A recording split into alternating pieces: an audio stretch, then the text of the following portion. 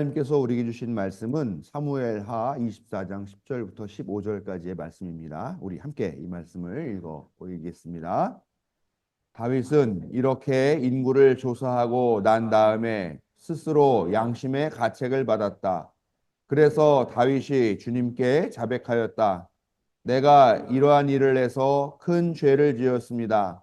그러나 주님, 이제 이 종의 죄를 용서해 주시기를 빕니다. 참으로 내가 너무나도 어리석은 일을 하였습니다. 다윗이 다음날 아침에 일어났을 때 다윗의 선견자로 있는 예언자 갓이 주님의 말씀을 받았다. 너는 다윗에게 가서 전하여라. 나 주가 말한다. 내가 너에게 세 가지를 내놓겠으니 너는 그 가운데서 하나를 택하여라. 그러면 내가 너에게 그대로 처리하겠다. 다시 다윗에게 가서 그에게 말하며 알렸다. 임금님의 나라에 7해 동안 흉년이 들게 하는 것이 좋겠습니까? 아니면 임금님께서 왕의 목숨을 노리는 쫓아다니는 원수들을 피하여 3달 동안 도망을 다니시는 것이 좋겠습니까? 아니면 임금님의 나라에 사흘 동안 전염병이 퍼지는 것이 좋겠습니까? 이제 임금님께서는 저를 임금님께 보내신 분에게 제가 무엇이라고 보고하면 좋을지 잘 생각하여 보시고 결정하여 주시기 바랍니다. 그러자 다윗이 갓에게 대답하였다. 괴롭기가 그지없습니다. 그래도 주님은 자비가 많으신 분이니 차라리 우리가 주님의 손에 벌을 받겠습니다. 사람의 손에 벌을 받고 싶지는 않습니다. 그리하여 그날 아침부터 정하여진 때까지 주님께서 이스라엘에 전염병을 내리시니 단에서부터 부엘세바에 이르기까지 백성 가운데서 죽은 사람이 7만 명이나 되었다. 아멘. 우리의 약함과 무지를 깨우치시고 힘있게 하시며 또 생명의 길로 인도하시는 항상 오르신 하나님의 사랑과 자비가 오늘 예배하기 위해 하나님 앞에 나온 자녀들에게 함께 하시기를 성어버이 성자 성령의 이름으로 축원합니다. 오늘은 아기 예수님의 나심과 오심을 기다리며 준비하는 대림절기의 두 번째 주일입니다. 그런데 아기 예수님의 탄생에 대해서 이야기를 할 틈이 없어요. 지난주에 다들 황당하고 당황하고 놀랍고 또 분노하셨을 줄로 압니다. 바로 윤석열 일당의 비상계엄 선포, 또 헌정 질서 파괴와 내란 시도 때문이겠죠. 그러나 또 한편으로 생각해 보면 이렇게 비상한 시국에 이렇게 황당한 상황에서 아기 예수의 탄생과 또 그의 오심과 나심을 이야기하는 것이야말로 정말 진정한 예수 탄생의 의미를 찾는 게 아닌가 하는 그런 생각도 하게 됩니다. 왜냐하면 예수님께서 태어나셨던 그때, 그 당시도 지금 이 한국 2024년의 한국 상황과 크게 다르지 않았다고나 해야 될까요? 그때도 오늘날처럼 미친놈과 그 미친놈의 부역자들이 지배하는 그런 미친 시절이었기 때문입니다. 예수님이 그런 미친 시절의 한복판, 그래서 수많은 민중이 그 미친놈에 의해서 억압받고 가난하고 또 비난당하고 정죄당하던 그런 시대의 한 가운데에 오셨다라는 것을 우리가 잊지 말아야 해요.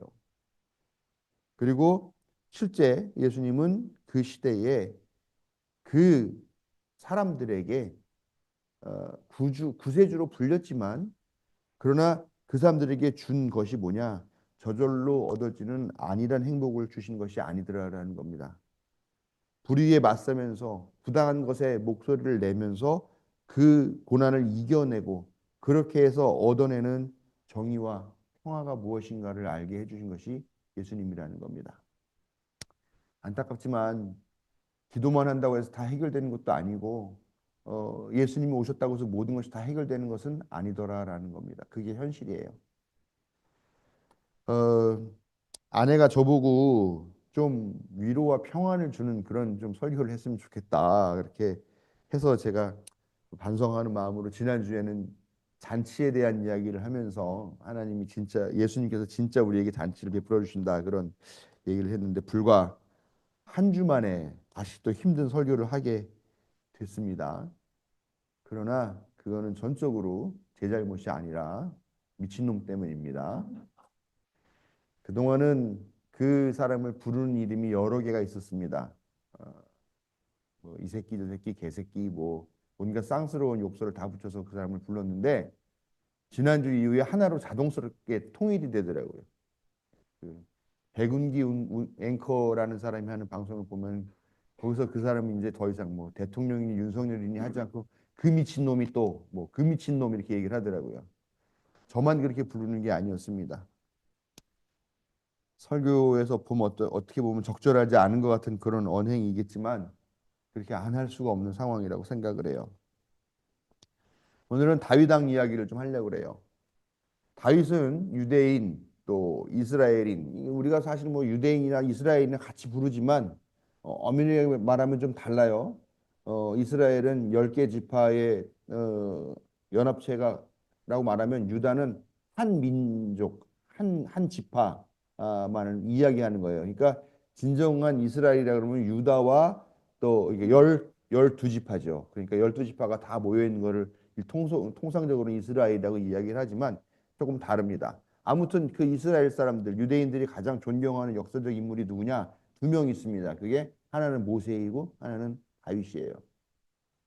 하나는 민족을 만든 뭐 어떻게 우리나라로 실고 따지면 단군 같은 존재라고 할까요? 뭐 신화적인 인물은 아닙니다만 어쨌건 이 이스라엘 민족이라고 하는 그것들을 만들어낸 사람이라는 거죠. 또 하나는 그렇게 만들어진 이 민족도 국가를 세웠는데 그 국가를 가장 강성한 대제국으로 건설했던 주역이기도 하죠. 다윗이죠. 이 사람은 강성 제국을 만들었을 뿐만이 아니라 처음으로 성전을 만들어서 하나님께 봉헌한 그런 사람이에요.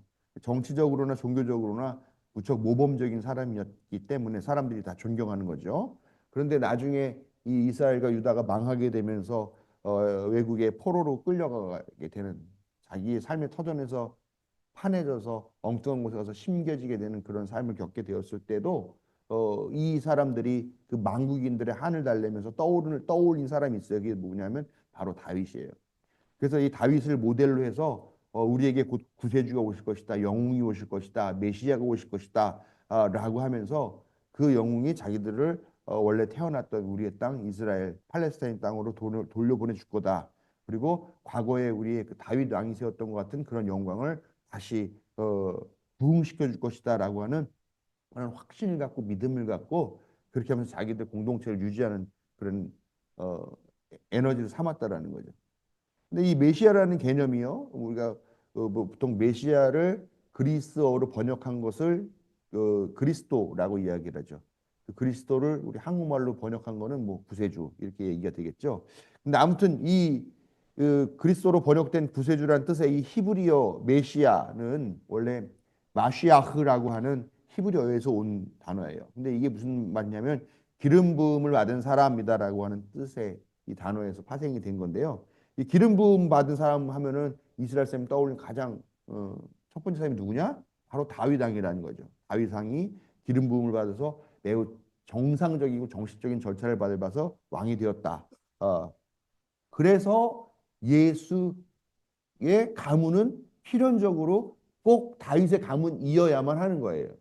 실제로 다윗의 가문인지는 아무도 모르는데 아무튼 뭐 그렇게 하기 때문에 어쩔 수 없이 다윗의 가문이 되지 않으면 이 사람은 그리스도가 될 수 없다. 이런 생각들이 있는 것이죠. 아무튼 이 다윗이라고 하는 사람은 유다와 이스라엘 사실은 좀 이질적인 그런 집단이지만 이 둘을 다 합쳐가지고 전체의 인정을 받은 그런 사람이에요. 근데 이 인정을 받기 위해서 그리고 자기가 통합적인 이 이스라엘의 왕이 되기 위해서 여러 가지 정치적이고 종교적인 그런 시도를 합니다. 그 가장 대표적인 것들이 법궤, 어디 엉뚱한 데에 처박혀 있던 법궤를 그걸 메고 오고 해가지고 그거를 하나님의 땅이라고 하는 시온 성에다 갖다가 모셔놓게 되는 일들을 하죠. 그러니까 야 사람들이 야 다윗은 정말로 하나님을 존중하는 사람이구나라고 하는 종교적인 신뢰를 받게 되죠.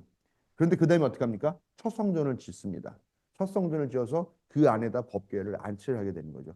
그 사람들이 야, 이 사람은 진짜 하나님을 사랑하고 하나님께 복받을 사람이구나. 이런 것도 인정하게 되는 거죠. 그 다음에 자기의 왕궁을 짓죠. 그 다음에 자기의 정족들을 제거해내죠. 그 다음에 그 주변에 있는 나라들을 다 복속시켜서 조공을 받는 나라들을 만들죠. 하는 이런 일련의 과정들을 보면은요, 상당히 주도 면밀해요. 이게 우리가 생각할 때 뭐 다윗과 요나단 얘기 보면 뭐 내 활을 쏠게 뭐 어디 넘어가면 도망가 뭐 고맙다 뭐 손잡고 눈물 흘리고 하는 그런 순수한 사람으로 그려지고 있는데 사실 그런 사람이 아니에요. 이 다윗은 상당한 야심가이고 주도 면밀하고 용의주도한 그런 사람이라는 거죠.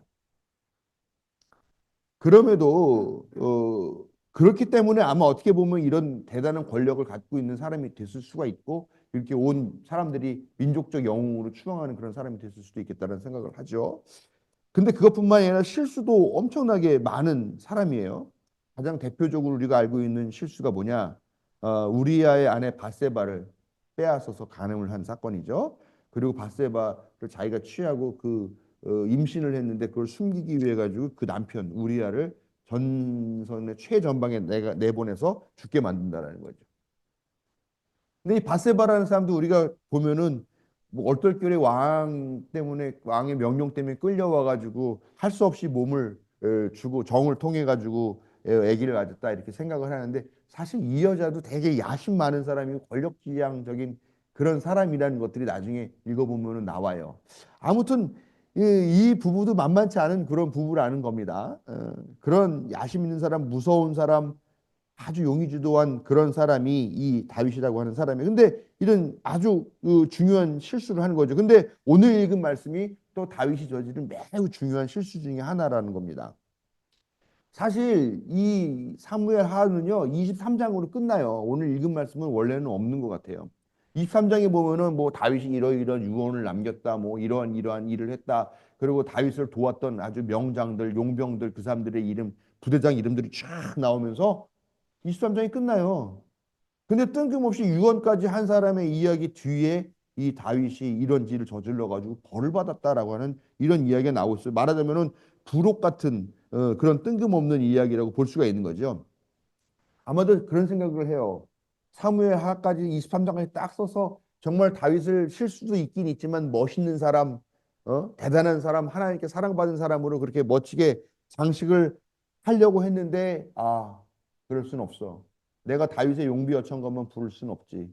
다윗이 실수한 아주 중요한 실수가 있는데 이것도 역사에 남겨야 되겠다. 기록에 남겨야 되겠다. 우리의 신앙 고백에 남겨놔야 되겠다라고 해서 나중에 끼워 넣은 게 아닐까 하는 그런 생각을 해요. 오늘 읽은 말씀도 보면 이게 엄청난 실수잖아요.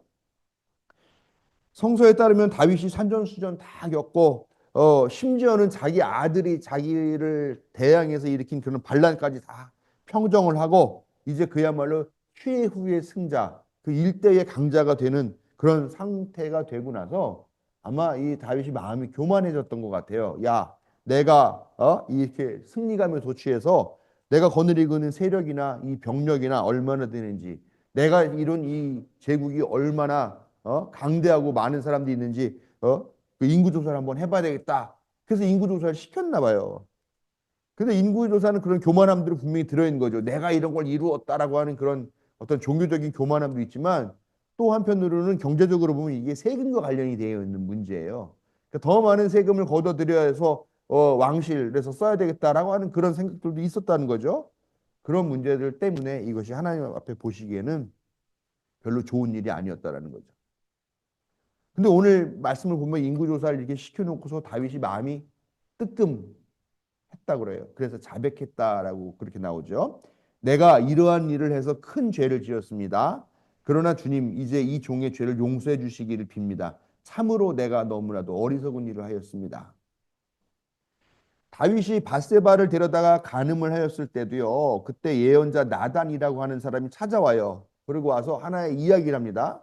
어린 암 양 한 마리밖에 없는 그런 가난한 사람이 있고 그 옆집에는 아주 부자가 있는데 근데 이 부자가 자기네 집에 손님이 오니까 이 가난한 사람한테 있는 이 한 마리밖에 없는 이 어린 암양을 뺏어다가 그걸 잡아서 손님을 대접했습니다. 그러니까 그 얘기를 듣고서 다윗이 크게 화를 내죠. 어떤 놈이냐 가만두지 않겠다. 그랬더니 이 나단이 뭐라고 얘기하냐. 임금님이 바로 그 사람입니다라고 지적을 해요. 그러면 사실 왕쯤 되면은 어? 숨기고 감추겠죠. 아니 그런 일이 어딨어? 누가 그딴 소리를 해? 당장 끌어와. 내가 그놈의 목을 치겠다. 이렇게 할 텐데 그 말을 지적을 듣자마자 뭐라고 그러냐? 내가 주님께 죄를 지었습니다. 라고 그렇게 자복을 하고 자백을 한다라는 겁니다. 물론 하나님께서는 그런 실수들을 곱게 보고 그냥 넘겨주시지는 않으시는 분인 건 분명합니다. 근데 중요한 것은요. 다윗은 자신의 죄를 깨닫는 그 순간에 그걸 인정하고 자백하고 하나님께 용서를 구했다라고 하는 겁니다. 그 절대 쉬운 일 아니죠. 여러분 한 집안의 가장이나 한 집안의 제일 어른만 돼도요. 사람이니까 실수할 수 있죠. 근데 그런 것들을 자기 자식들이나 아니면 자기 배우자나 앞에서 내가 실수했어 잘못했어 용서해줘 이런 말 하는 거 쉬울까요? 쉽지 않더라라는 겁니다. 특히 우리나라 같이 가부장적인 문화에서는 그것도 점점 쉬운 문제가 아니에요. 더욱 그렇죠. 하물며 그 자기 영토 내의 모든 것을 갖고 있고 정말 나는 새도 떨어뜨릴 만한 그런 권력을 갖고 있는 왕이 자기 자신의 죄를 인정하는 것 절대 쉬운 일은 아닐 거죠. 그런데 다윗은 그걸 했다라는 겁니다. 자신의 부족함을 인정하고 용서를 구하는 그런 다윗의 모습이야말로 하나님께서 그것을 좋게 보시고 그를 이스라엘 백성의 유일한 역사적으로 가장 위대한 왕으로 그렇게 이름을 남겨주시고 우뚝 세워주신 게 아니겠느냐라는 겁니다. 여러분 이건 반드시 왕만의 이야기가 아니에요. 우리도 생활 안에서 이런 이 다윗의 모습을 배워야 돼요. 가장들도 그렇고 우리가 살면서 항상 그렇잖아요. 언젠가는 분명히 나보다는 뭐랄까요 지위가 아래에 있다거나 아니면 나의 뭐 이렇게 밑에 있다거나 뭐 어리거나 하는 사람들 만나게 되잖아요. 그 앞에서라도 우리가 절대 잘못한 것들을 인정하고 시인하는 그런 모습을 가져야만 한다라는 겁니다. 그래야 이 시대에 우리가 말할 자격이 있어요. 무슨 말을 할 자격이 있을까요? 다윗 같은 왕도 아닌데 정말 다윗 왕은 종신형이잖아요. 평생 그 권력을 유지하고 그랬는데 그런 왕도 아닌데 정말 한 줌도 안 되는 5년짜리 권력. 그나마 그것도 5년을 채울 수 있을지 없을지도 모르는 그따위의 권력을 가지고서 그 권력을 함부로 휘두르고 자기 가족들을 감싸는데 그 권력을 남용하고 정적을 죽이는 데만 혈안이 돼서 자기에게 맡겨진 그런 권력을 가지고 이 검찰 권력을 휘두르고 또 자기가 책임져고 돌봐야 될 그 국민에는 관심도 없는 그런 철면피한 인간이 우리나라에 있죠. 통치자로. 그런 사람에게 우리가 말을 하려면 우리 자신도 우리의 잘못을 인정하고 회개하고 자복하고 용서를 구할 수 있는 그런 성품이 있어야 되겠죠. 1980년 쿠데타로 국권을 찬탈하고 광주에서 수천 명을 희생시킨 독재자가 비상계엄 선포한 지 45년 만에 이 윤석열이 미친놈이라고도 불리우는 윤석열이 선거관리위원회와 국회를 침탈하고 점령하려고 하였습니다. 박정희, 전두환, 노태우는 자기에게 없는 권력을 찬탈하려고 계엄을 선포하고 군사 쿠데타를 벌였지만 윤석열은 자기가 이미 권력을 잡고 있는데 그 권력을 더 공고히 하고 정적들을 모두 다 말살시켜 버리려고 친위 쿠데타를 일으켰습니다. 한국 사람들에게 계엄이라고 하는 것, 특히 비상계엄이라고 하는 게 어떤 의미가 있습니까? 계엄하면 이번에도 정말 많은 사람들이 떠올렸던 사건들이 있죠. 예, 바로 12.12 사태 또 이어지는 광주의 봄, 서울의 봄 그것들을 사람들이 가장 먼저 떠올리게 된다라는 겁니다. 그렇기 때문에 이 계엄이라는 것은 역사적이고 사회적인 공공의 트라우마를 의미해요. 한국 사람들에게는. 근데 그 작자는 그런 생각조차도 하지 않고 있다라는 거예요. 모르는 건지 알면서도 내가 나랑 관심 없어, 나랑 상관없어라고 그렇게 생각하는 건지 도무지 모르겠어요. 지금 그래서 많은 사람들이 이 사람은 지금 장애가 있는 게 아니냐라고 의심을 하게 되는 단계까지 와 있습니다. 다행히 국회의원들과 시민들의 대항에서 6시간 천하로 끝이 났지만 이 사태에 대해 윤석열은 사과는커녕 코빼기도 안 보이다가 며칠 만에 나타나가지고 한다는 소리가 예, 2분짜리 담화문 발표하고 인사 꾹 해버리고 그냥 들어가 버렸죠. 오히려 자기는 정당했다. 야당이 나쁘다. 야당이 국정을 망쳤고 헌정을 유린했다. 그래서 나는 경고하려고 했던 것뿐이다라고 하는 일단 망발이나 쏟아버리고 그 2분 동안 그딴 소리나 하고 들어갔다라는 것이죠. 또 실패하면 다시 하면 된다는 얘기 됐다고 지금 나오고 있죠. 총선에 부정이 있어서 그 부정을 통해 가지고 민주당을 박살 내버리려고 한다라고 하는 그런 소리를 하고 있습니다. 그 미친놈과 그 미친놈의 일족들 그리고 그 수하들이 벌인 범죄와 참사는 차고 넘칩니다. 이태원 참사, 디올백 뇌물수수, 부동산 투기, 또 그걸 위해서 국가 정책을 변경하고 가는 곳마다 외교 참사, 쌍스럽고 저속한 반말, 짓거리들 하고 툭하면 경로한다고 그러고 제 시간에 출근하는 일 없다 그러고 검찰 권력을 동원해서 정치적인 그런 살인들을 하고 헤아릴 수가 없이 많아요. 심지어 자기가 담당해서 자기가 유명세를 얻었던 그 박근혜의 그 범죄, 그 특검, 그 범죄와 자기가 똑같은 상황이지만 자기는 완전히 내로남불이에요. 똑같이 하고 있는데 자기는 무죄하다고 그렇게 얘기를 하죠. 그가 내뱉은 거짓말은 또 한두 개입니까? 예, 이번에 2분짜리 담아도 전혀 미안해하지 않고 전혀 죄송해하지 않으면서 죄송하다고 국민들에게 사과하고 있습니다. 우리 우스갯소리로 그런 얘기하죠. 거짓말 많이 하는 사람은 나중에 지옥 가가지고 어떤 처벌을 받습니까? 예? 입을 꼬매죠. 그 거짓말 한 횟수만큼 꼬맨다고 합니다. 근데 그런 얘기하죠. 그런데 진짜 거짓말 많이 했던 사람이 갔더니 야 너는 바늘로 안 되겠다 그래가지고 뭘로 한다고요? 내 미싱으로 드르르 박아버린다 그러는데 저는 이놈은 거기 가면 이 벌을 그대로 받지 않을까라고 그렇게 생각을 해. 이게 예? 남의 얘기가 아닌 것 같다.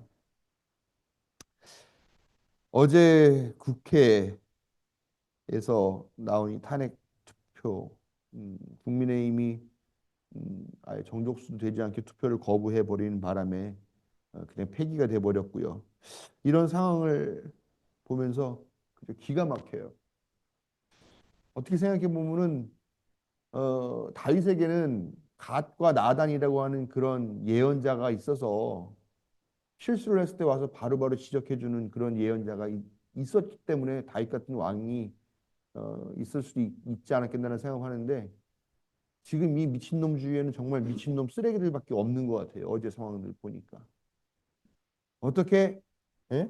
지금 당장 즉시 이 권력을 어, 중지시키지 않으면 안 되겠다고 말한 사람이 24시간도 안 돼서 입장이 확 바뀌고 와가지고 그럽니까? 참. 다윗의 실수가 결코 적은 것이 아니었지만 그가 용서받고 하나님의 도우심을 얻은 것은 반성할 줄 알았기 때문입니다. 자복하고 회개할 줄 알았기 때문입니다. 그런데 윤석열은 반성과 사과는커녕 오히려 적반하장이니 그가 받을 벌이 얼마나 클지 모르겠습니다. 그런데요, 오늘 읽은 말씀 그 이 뒷부분을 보면은 그런 얘기가 나와요.